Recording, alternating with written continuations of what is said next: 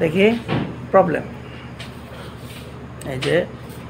এই যে মেয়েটির নিয়ার দ্য ইয়ার একেবারে জন্মের পর থেকে এখানে একটা অ্যাবসেস হয় বা বয়েল, এক ধরনের ফোঁড়া বা বয়েল বা আপনি পিস্টুলা বলতে পারেন।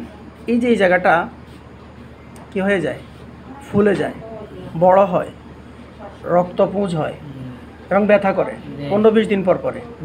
খেয়েছে অনেকগুলো ফ্লুক্লক্স, এই ওষুধটা দীর্ঘদিন চলছে। ফ্লুক্লক্স এটা অ্যান্টিবায়োটিক।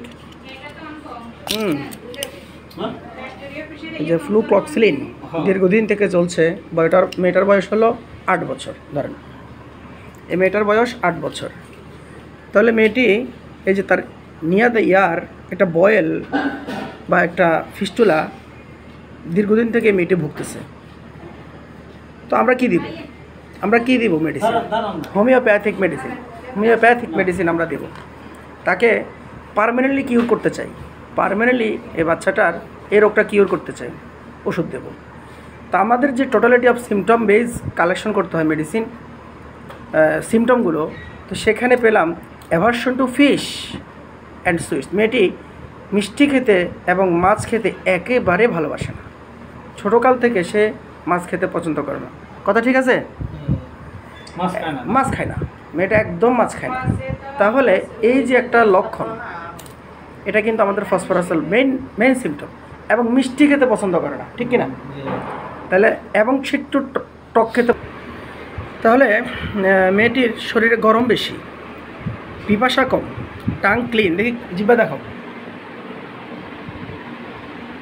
একেবারে ক্লিন এবং ভেজা। তাহলে আমরা কি ওষুধ দেব?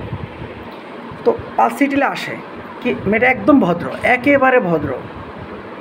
পালসিটিয়ার লক্ষণ গরম বেশি, পালসিটিয়ার লক্ষণ পিপাসা একেবারে কম, পালসিটিয়ার লক্ষণ।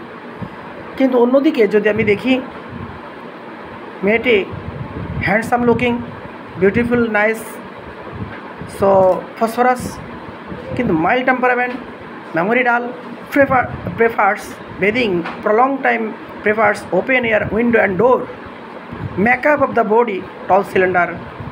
তুমি দাঁড়াও, makeup of the body, tall cylinder, বসো। So desire for shower, sweat profuse। আর ফিজিক্যাল মেকআপ যেটা, সেটার সাথে ফসফরাসের সাথে মিল খায়, কিন্তু পালসের সাথে মিল খায় না। আর রোগটা ডিস্ট্রাকটিভনেস, রোগটা শুধু ক্ষয়, নানানভাবে পুঁজ হয়, তার মাসেলগুলো ধ্বংস হয়ে যায়, দিন দিন মেমোরিটা লস হয়ে যায়, মেয়েটা কোনো গ্রোথ নেই। তার সাথে তার বয়সের মেয়েরা অনেক ভালো গ্রোথ, খাওয়া দাওয়ার রুচি ভালো, কিন্তু এই মেয়েটার কিছু হচ্ছে না, দিন দিন লস হচ্ছে। তাই ফসফরাস মেডিসিনটা তার জন্য আমি সিলেকশন করলাম।